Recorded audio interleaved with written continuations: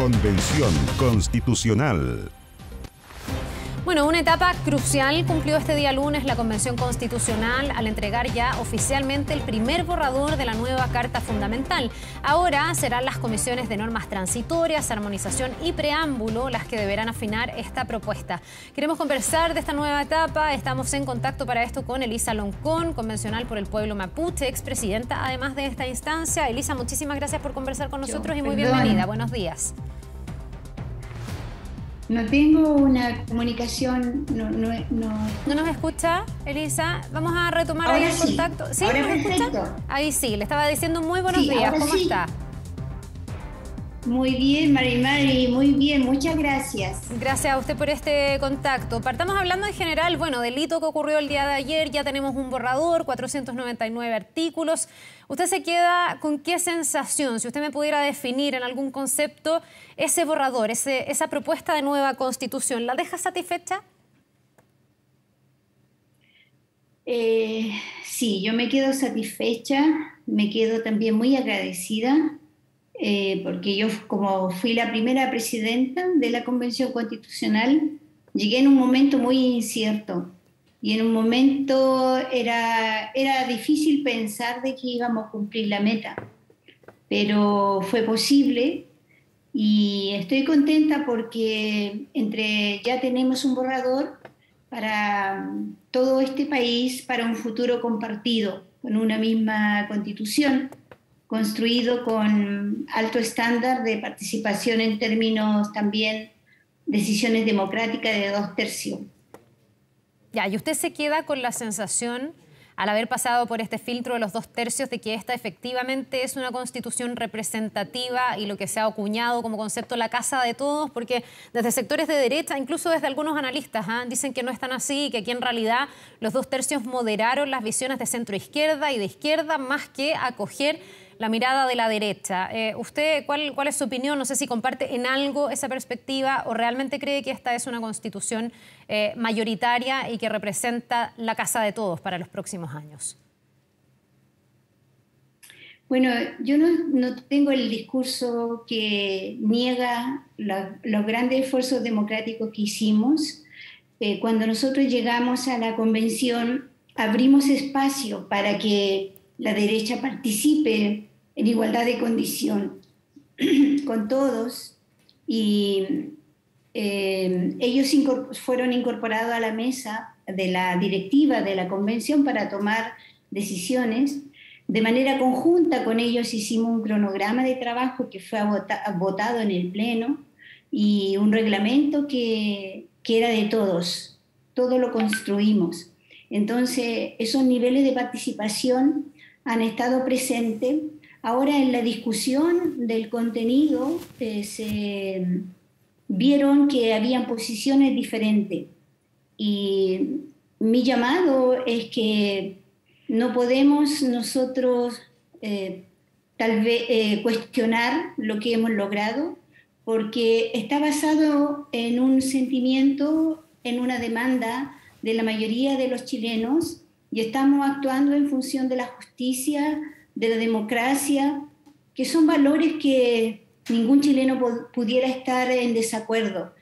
Entonces, ahora cuenta esa invitación, como siempre la instalamos, aquí conversamos todo. Alisa, y sigue presente esa invitación. Usted dice, ningún chileno podría estar en desacuerdo. Me habla como de los valores fundamentales que se recogen en esta Constitución. Pero la pregunta es si eso es así de nítido desde su punto de vista, ¿por qué entonces habría personas que están dudando y en las encuestas diciendo que van a votar rechazo? Vemos que ahí el rechazo va creciendo, el apruebo ahora se recuperó en la academia en los últimos días con 3 puntos más, pero por debajo del rechazo. Usted me podrá decir a lo mejor que no cree en las encuestas, puede ser una alternativa, pero no sé si hay también alguna mirada de crítica, autocrítica, de a lo mejor algo que no se haya hecho del todo bien, que pudiera estar haciéndole sentido a esa gente que a lo mejor hoy día se está decantando por el rechazo y no por el apruebo. Sí, lo que pasa es que esta nueva constitución invita a compartir el poder político, económico entre todos los pueblos. Y en esa invitación venimos de una constitución hecha en dictadura donde ese poder político económico fue de una élite y hoy día estamos todos los pueblos, todas las mujeres representados en este nuevo texto. Y obvio que va a haber gente que representa ese sector que está en desacuerdo y que siempre fue favorecido con la nueva constitución, con la vieja constitución, por cuanto no van a estar de acuerdo con nosotros. Ahora, si es por hacerse autocrítica, claro que cometimos muchos errores, somos humanos, respondemos nosotros a una institucionalidad que ni siquiera tiene un año, y hubo que hacer cuerpo institucional en discurso, en todo lo que es el trabajo que implica tener una institución que pueda construir esta nueva constitución. Entonces, hay lenguajes diferentes y la verdad es que con la derecha sí ellos tienen un lenguaje distinto porque no están de acuerdo con debate de la plurinacionalidad, por ejemplo, Elisa, y una de las cosas que siempre se ha dicho es que esto es indigenista. sí, Pero esto no es así. Quiero entrar a eso, pero usted dice los de la derecha. Yo me imagino que en las encuestas debe haber mucha gente que no se define, de esto se les pregunta, que no se definen de derecha.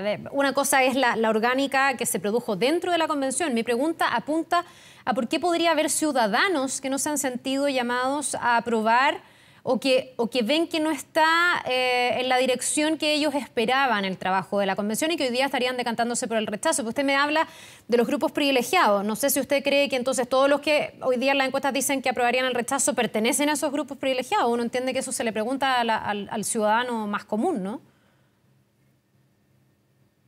Sí, el ciudadano más común es a quien estamos nosotros invitando a conocer el debate a través de este primer borrador. El ciudadano común y corriente no ha tenido las posibilidades de ser informados.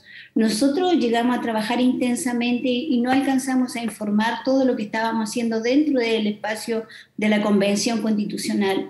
Entonces, el sector privilegiado instaló mentiras que hacen muy mal a la democracia y información falsa. La ciudadanía chilena está falta de la información veraz y ese trabajo es el que vamos a tener que hacerlo entre todos los convencionales, pero además las instituciones que han colaborado con nosotros. Yo creo que a la ciudadanía le hace falta la información objetiva, veraz, concreta de lo que nosotros hemos discutido e instalado. Ya. Ahora, usted me hablaba recién de la plurinacionalidad, que queda incorporada en este borrador. Chile se reconoce ahí como un Estado social plurinacional. Se ha preguntado por esto en las encuestas, y mayoritariamente la gente dice que considera que Chile no es un Estado plurinacional, sino que multinacional o diverso, multicultural, que no ve que haya varias naciones dentro de una nación o de un territorio, sino más bien distintas culturas. ¿No puede haber ahí algo que no está en sintonía con lo que el ciudadano común y corriente piensa? No sé si usted cree que hay un problema al momento de entender lo que es la plurinacionalidad, o a lo mejor la Constitución va más allá de lo que la gente siente que ocurre en Chile o cómo se constituye nuestro país. ¿Cómo lo interpreta? Bueno, hay una necesidad de explicar el concepto y lo instalado dentro de la Convención Constitucional, y nosotros establecimos el concepto de plurinacionalidad en el marco de un Estado. Y cuando la mentira que se ha levantado ha ocultado esta parte del inciso que dice que la plurinacionalidad se construye en el marco de un Estado. Y es por eso que la gente desinformada ve solamente la parte de que esto es plurinacional, pero no ha asumido de que esto se construye en el marco de un Estado. Ahora, la plurinacionalidad es un futuro compartido entre las diversidades. Es la mejor solución que podemos encontrar los pueblos, el mejor acuerdo que podemos encontrar los pueblos para mantener la unidad de Chile con una sola constitución, pero basado en el reconocimiento de derechos de todas y todos. Porque el pueblo de Chile sabe que quienes no hemos tenido reconocimiento han sido las naciones originarias. Son siglos de negación de derechos. siglos de injusticia, que cuando nosotros llegamos a la Convención Constitucional hemos traído un mandato desde nuestras organizaciones, pero también un mandato ciudadano. La Convención Constitucional nace de ese proceso de revuelta social, donde la única bandera que se usó para demostrar el descontento y la esperanza fue la bandera del pueblo mapuche, fue la bandera originaria. Y cuando nosotros también salimos a las calles a ver Santiago, también estaba escrito en lengua mapudungún. Entonces ahí había una expresión concreta de la ciudadanía, y esa misma expresión concreta de la ciudadanía ha dado paso a este reconocimiento de los derechos de las naciones originarias compartidos con el resto de los chilenos. Vamos a ser un país más fuerte, pero sin desconocer al otro. Nos vamos a mirar en el otro, en nuestras raíces, en nuestra historia, pero en igualdad de condiciones. Elisa, de eso se trata la plurinacionalidad. Ya, ese reconocimiento hace de esta constitución una constitución indigenista, como han dicho algunos. No la hace. Es el lenguaje que ha instalado el sector del rechazo para invitar a la ciudadanía chilena, incitar al racismo. Pero sería malo para que rechace ahí inevitablemente se le está dando una connotación peyorativa o mala. Alguien podría decir, bueno, sí, es indigenista, que lo dicen algunos expertos y que recogen la historia y dicen, sí, lo que pasa es que aquí hay una deuda estructural de tantos años del Estado, que en el fondo sí es indigenista porque aquí se zanja esa deuda. Pero usted en el fondo dice que esto es una campaña de desprestigio. O sea, ¿sería malo que fuera una constitución indigenista? ¿No es una aspiración de ustedes que sea una constitución indigenista? Es la forma peyorativa del concepto que no representa lo que es la constitución que estamos nosotros redactando. Yeah. El indigenismo viene de un pensamiento que nace el 48 desde México y que llamaba a la integración de los indígenas y a sumarse al proyecto económico que implicaba un desarrollo sin indígenas, sin cultura, sin derecho. Eso es el indigenismo. Nosotros hemos instalado los derechos de los pueblos indígenas, por eso hablamos de plurinacionalidad, porque se reconocen los derechos a las tierras, a las culturas, al derecho a decidir, y eso no es indigenismo. Yeah. Ahora, ¿cómo lo usan? Es para incitar al racismo instalado en la sociedad chilena, porque en esta sociedad, desde la historia, desde la formación, por los siglos que hemos tenido de Estado monocultural, se ha hablado del indio como incapaz, el indio como salvaje, el indio como que no tiene un pensamiento que aportar, y de ahí sale el concepto indigenista que se está usando para menospreciar lo que hemos alcanzado en esta nueva constitución. Pero esta nueva constitución para nada, ni en el lenguaje, ni en el contenido de su lenguaje, ni en el contenido de la nueva constitución es indigenista. Es una constitución plurinacional. Para quienes tienen esa mirada crítica y que tienen más resquemores también o más dudas con esto, no solo está el tema de la plurinacionalidad sobre la mesa y lo cuestionan, sino que también cuestionan la autodeterminación, que usted me podría explicar cómo lo entiende, porque aquí todos lo entienden de una manera distinta y quedan hartas cosas que se van a tener que definir en el futuro.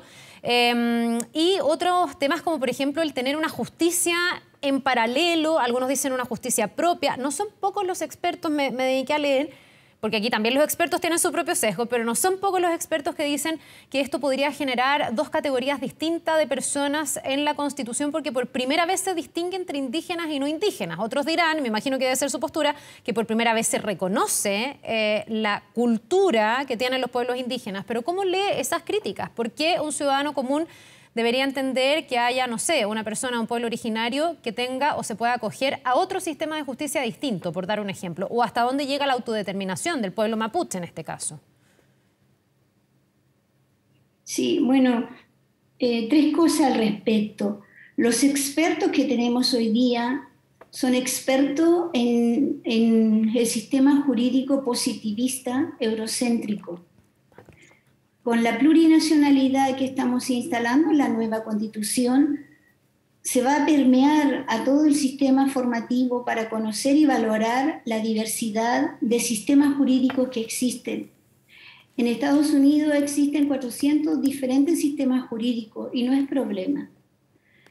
Lo que sí es problema es falsear la información, porque en la Constitución, en el borrador que tenemos, en ninguna parte dice que esta justicia va a ser paralela.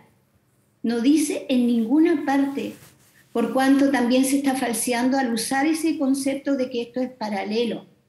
Se dice que se va a reconocer el sistema jurídico de los pueblos indígenas y eso es un acercamiento a una justicia nuestra basada en una epistemología distinta.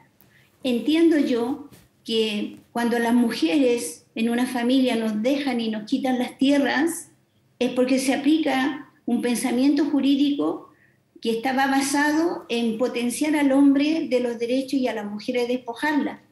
Pero de acuerdo al pensamiento nuestro de pueblo originario, en este caso mapuche, mapuche significa gente de la tierra. Y todos los seres de la tierra necesitamos la tierra. Y ahí no está operando, cuando se deja a las mujeres sin tierra, no está operando la justicia propia.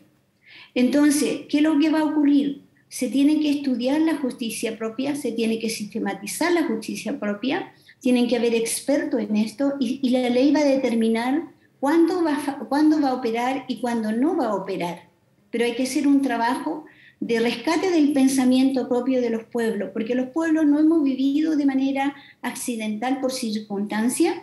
Tenemos un sistema normativo que se llama ASMAPU, que reconoce las normas de vida, de cómo convive el ser humano entre nosotros en la comunidad con la naturaleza, y eso está, y está dentro de lo que los expertos que saben sobre derecho indígena lo reconocen como la constitución oral de los pueblos. Yeah. Eso se tiene que sistematizar y estudiar, pero aquí no hay nada paralelo. Ese es un punto. El segundo punto es que en este sistema nos vamos nosotros a instalar una manera, el derecho a la libre determinación. Autodeterminación es el derecho que tienen los pueblos a tomar sus decisiones. ¿Quién más que nosotros podría decidir cómo va a operar su lengua? Si nosotros vamos a escribir nuestra lengua y vamos a escribir la filosofía, la historia de nuestra lengua, somos nosotros quienes tenemos que tomar la decisión. Y eso es la libre determinación, un derecho ya concedido a todos los pueblos del mundo e instalado en la normativa internacional. El problema es que Chile está tan atrasado de eso, con esa normativa, y que recién nosotros la estamos instalando, pero es parte de los derechos humanos fundamentales. Entonces, nuestra sociedad chilena va a avanzar en comprender la democracia y en comprender cuándo opera el derecho individual y cuándo opera el derecho colectivo. O sea, vamos a ser una sociedad con más conocimiento, con más democracia y con más derechos. Vamos a comprender esta discusión. Hoy día cuesta, porque venimos de una sociedad y un Estado homogéneo culturalmente. Bien, pues es un debate y una discusión también que me imagino se va a profundizar con el paso de los días, ahora que ya tenemos este borrador, que ya podemos entrar al debate de fondo. Así que le queremos agradecer a Elisa Loncón por habernos acompañado, por darnos también su mirada de cómo va este trabajo de cara ya a la recta final, finalísima, podríamos decir. Que le vaya muy bien y que tengan muy buen día. Muchas gracias a ustedes. Espero que haya Que esté muy bien, nos vemos. Gracias.